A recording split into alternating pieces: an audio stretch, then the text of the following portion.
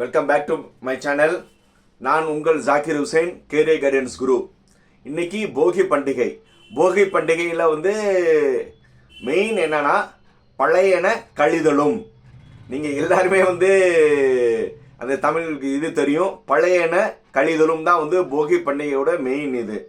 So இப்போ plus two மாணவர்கள் next month CBSE ஐசிஐசிக்கு பிப்ரவரி 15th exam start ஆகுது. அதே மாதிரி ஸ்டேட் போர்டில் இருக்கிறவங்களுக்கு என்னைக்கு ஆரம்பிக்குது? மார்ச் 3ஆம் தேதி ஆரம்பிக்குது. இது நான் தியரி சொல்கிறேன், பட் லேப்ஸ் முன்னாடியே ஸ்டார்ட் ஆயிரும். ரைட். இன்னைக்கு போகி பண்டிகை அன்னைக்கு நீங்கள் எந்த மாதிரி முடிவு எடுக்கணும்னா பழையன கழிதல்னா நீங்க என்னென்ன விஷயங்கள் உங்களுடைய வெற்றிக்கு தடையா இருக்கோ அது எல்லாமே இன்னையோட நீக்கிருங்க. அதுதான் அர்த்தம். நம்ம வீடியோக்குள்ள போய் டீட்டெயிலா எதை நீக்கணும் சொல்லி நம்ம டீட்டெயிலா பார்க்கலாம்.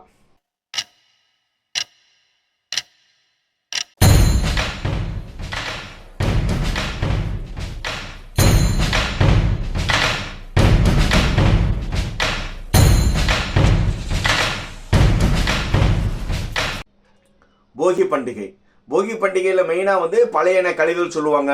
இப்போ உங்களுக்கு ஆஃபலி எக்ஸாமினேஷன் முடிஞ்சிருச்சு. ஆஃபலி எக்ஸாமினேஷனோட மார்க் உங்கள் எல்லாத்துக்கும் வந்துருச்சு. ஸோ அடுத்தாப்புல உங்களுடைய அல்டிமேட் மெயின் எக்ஸாம் என்ன வரப்போகுதுன்னா பப்ளிக் எக்ஸாமினேஷன் +2 பொது தேர்வு வரப்போகுது.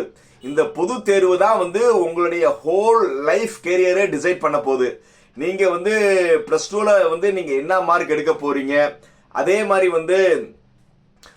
ஜேஇ எக்ஸாமினேஷன்ஸில் நீங்கள் என்ன பண்ண போகிறீங்க, அடுத்தது நீட் என்ட்ரன்ஸ் வரப்போகுது, அதில் நீங்கள் என்ன போகிறீங்க, அது எல்லாமே நீங்கள் எப்படி பெர்ஃபார்ம் பண்ண போகிறீங்க பேஸ் பண்ணி தான் நீங்கள் எடுக்க போகிற ஸ்கோரை பொறுத்து தான் உங்களுடைய லைஃபோட கேரியர் டிசைட் பண்ண போகுது. அதுக்கு மெயினாக தடையாக இருக்கிறது என்னது? உங்களுடைய பழக்க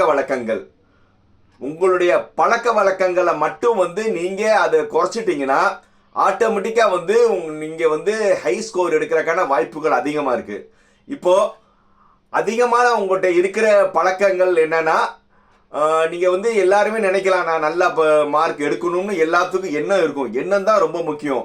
ஆனால் அந்த எண்ணத்தை நீங்கள் அச்சீவ் பண்ணாமல் தடுக்கிறது என்னன்னா, இன்னைக்கு காலகட்டத்தில் முதல்ல உங்கள்கிட்ட இருக்கிற செல்ஃபோன் பழக்க வழக்கங்கள். புரியுதா? ஏன்னா நீங்கள் செல்ஃபோன் சொல்லி ஒரு ஸ்டூடெண்ட் செல் எடுத்துட்டீங்கன்னா அவ்வளோ அடிக்ஷனாக இருக்கீங்க. செல்ஃபோனில் யூடியூப்பில் பண்ணுறீங்க, சேட் பண்ணுறீங்க, வாட்ஸ்அப் பண்ணுறீங்க. இந்த மாதிரி நிறைய விஷயங்கள் நீங்கள் அதிகமான டைம் எதில் ஸ்பெண்ட் பண்ணுறீங்கன்னா செல்ஃபோனில் தான் ஸ்பெண்ட் பண்ணுறீங்க. செல்ஃபோனில் டைம் பண்ணிட்டும் கிடையாது. அதுக்கப்புறம் அதுக்கான விஷயங்கள்.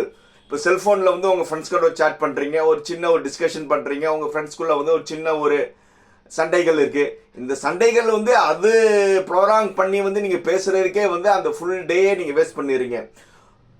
கண்டிப்பாக கம்யூனிகேஷன் முக்கியம்தான். அந்த கம்யூனிகேஷன் கொஞ்ச நாள் குறைங்க. புரியுதா? இந்த செல்ஃபோன் யூஸ் பண்ணுறது அப் டு உங்கள் எக்ஸாமினேஷன் வர குறைக்கணும். அது இன்னைக்கு நீங்கள் ஒரு முடிவெடுங்க. போகி பண்டிகை அன்னைக்கு பழையன கழிதல்னு ஒன்று இருக்குல்ல, இன்னையோட நான் செல்ஃபோன் நான் யூஸ் பண்ண மாட்டேன். ஒரு 3 மாதம் நீங்கள் செல்ஃபோன் நீங்கள் ஒரு 3 மாதம் மட்டும் இதுக்கு முன்னாடி உங்கள்கிட்ட செல்ஃபோன் இருந்ததா நல்லா யோசிச்சு பாருங்க.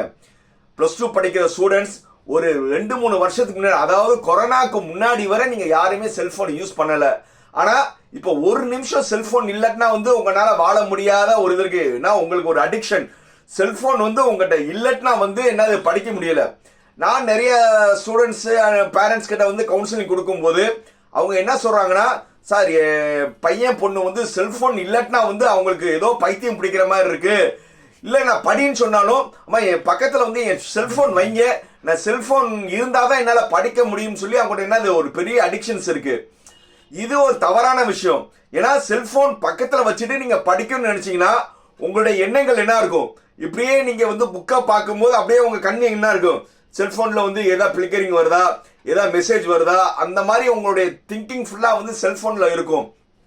ஸோ அதனால தைரியமா உங்களுடைய வாட்ஸ்அப் ஃபேஸ்புக், ஷேர் சாட், நீங்க என்னென்ன மாதிரி இருக்கீங்களோ அதை எல்லாமே இன்னைக்கு நீங்க அன்இன்ஸ்டால் பண்ணுங்க.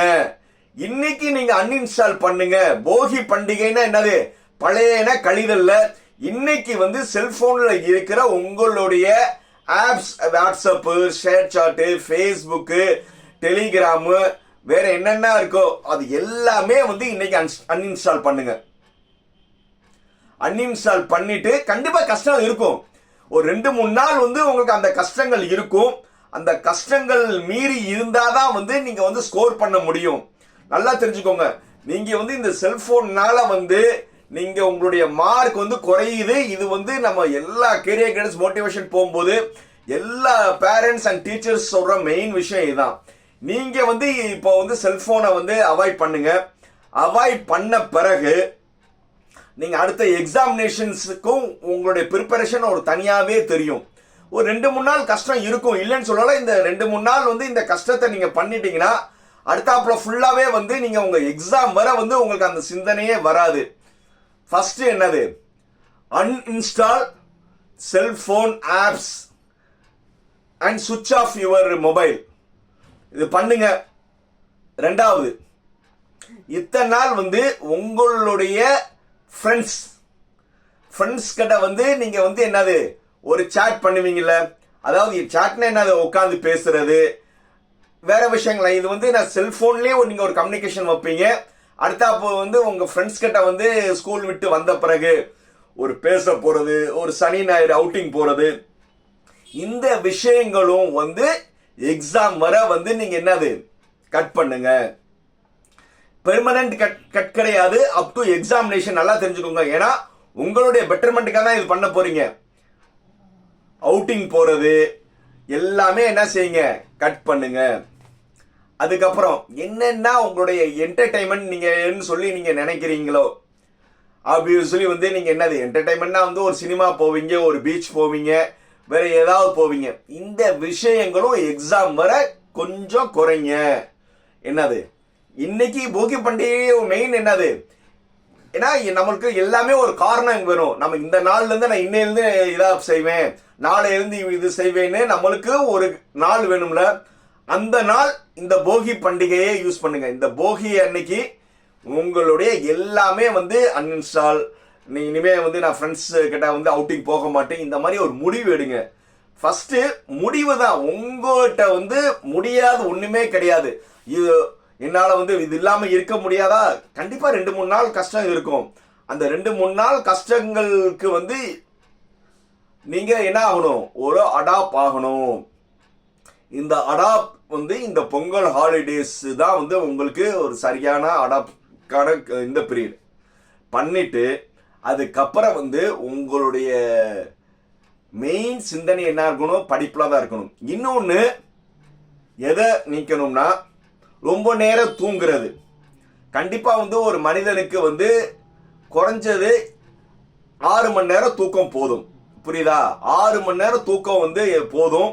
இத்தனை நாள் வந்து நீங்க வந்து நிறைய தூங்கிட்டீங்க. இனிமே வந்து நீங்க முழிக்கிற நேரம் கொஞ்ச நாள் தான் இருக்கு. இது வந்து நம்ம வந்து ஒரு ஷார்ட் பீரியடுக்கு வந்து நான் வந்து முழிக்கிற நேரம். ஸோ இன்னையிலிருந்து ஒரு முடிவு எடுங்க. இனிமே நான் 6 மணி நேரம் தான் தூங்குவேன். 6 மணி நேரம் தூங்குறோம்னா சின்ன லாஜிக், ஒன்றும் பெரிய விஷயம் கிடையாது. நைட் 11 மணி வரை படிங்க, காலையில் 5 மணிக்கு எந்திரிங்க. புரியுதா? நைட்டு 11 மணிக்கு தூங்குங்க, காலையில் 5 மணிக்கு எந்திரிங்க. இது யூஷுவல். ஊடால வந்து இனிமே வந்து உங்களுக்கு லேப் எக்ஸாம் மாடல்லாம் முடிஞ்ச பிறகு வீட்டில் தான் இருக்க போறீங்க. மத்தியானம் ஒரு 2 மணி நேரம் தூங்குங்க. ஸோ மொத்தம் வந்து உங்களுக்கு 8 மணி நேரம் தூக்கம். நான் 6 மணி நேரம் சொன்னேன், இன்னொரு மத்தியானம் ஒரு 2 மணி நேரம் தூங்குங்க. 2 to 4 வந்து ஸ்கூல் இல்லாத நேரத்தில் வீட்டில் இருக்கும்போது மத்தியானம் 2 to 4 தூங்குங்க. மொத்தம் வந்து உங்களுக்கு 8 மணி நேரம் தூக்கம் வந்து அதிகம். நீங்க 8 மணி நேரம் தூங்கிட்டு மிச்சம் இருக்கிற நேரத்தை வந்து நீங்க எஃபெக்டிவா யூஸ் பண்ணீங்கன்னா கண்டிப்பா ஒவ்வொருத்தவங்களும் வந்து சாதனையாளர் தான். இதுல மாற்று கருத்தே கிடையாது. எல்லாருமே என்ன நினைக்கிறாங்கன்னா, எல்லாத்தோட எய்ம் என்னன்னா, நான் ஒரு நல்ல கல்லூரியில சேர்ந்து நல்ல குரூப் சேர்ந்து வாழ்க்கையில முன்னேறும் தான் எல்லாரும் நினைக்கிறீங்க.